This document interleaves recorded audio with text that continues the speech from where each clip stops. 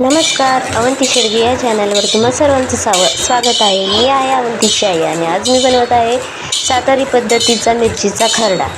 मिरचीचा खरडा बनवण्यासाठी मी पहिल्यांदा या लोखंडी तव्यामध्ये खरपूस अशा मिरच्या भाजून घेतल्या कमी गॅसवर.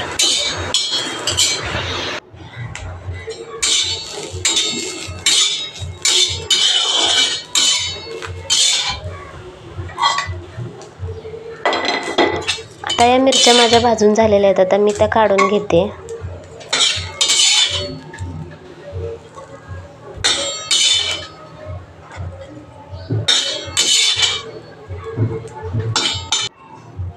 मिरच्या भाजून झाल्यानंतर मी त्याच्यात 7-8 पाकळ्या लसणाच्या भाजून घेणार आहे.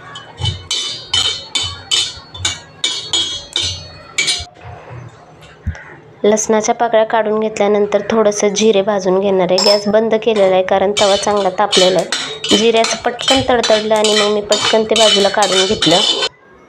आणि मग हे असं माझं मिरची, लसूण आणि जिरे भाजलेलं. आता मी हे काय करणार आहे तर खलबत्त्यात कुटून घेणार आहे. हे शेंगदाण्याचं कूट, शेंगदाणे भाजून घेतलेले आहेत. खरडा करायला शेंगदाण्याचं कूट पाहिजेच.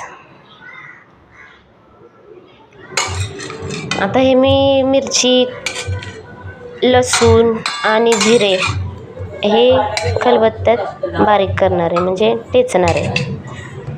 जेवढा खरडा आपण खलबत्त्यात टेचणार तेवढा तो टेस्टी लागणार.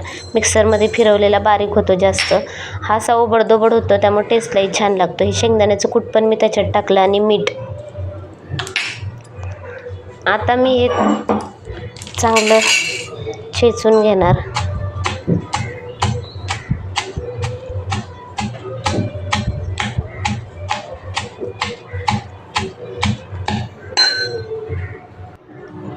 कोथिंबीर टाकायला विसरले त्यामुळे आता कोथिंबीर टाकून घेते.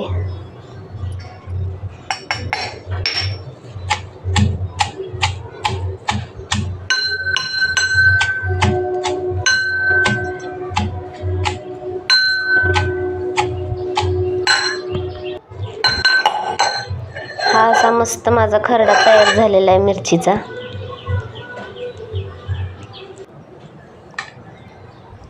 आता काय मिरचीचा ठेचा बनवला, खरडा बनवला आणि मी तो एका प्लेटमध्ये काढून घेतला. असा माझा झणझणीत खरडा दिसतोय.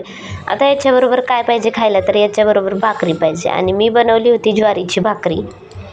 आणि आता भरपूर अशी कोथिंबीर पण मी टाकून घेतली. मला प्रत्येकच भाजीत कोथिंबीर खूप आवडते. मग काय इकडं भाकरी घेतली ही ज्वारीची आणि मग काय छान असा माझा ज्वारीची भाकरी आणि खरड्याचा बेत झाला. असा आमच्याकडे सातारी पद्धतीचा खरडा बनवतात. तुम्हाला कसा वाटला हा खरडा आणि कशी वाटली ही रेसिपी नक्की सांगा. तोपर्यंत टाटा, बाय बाय.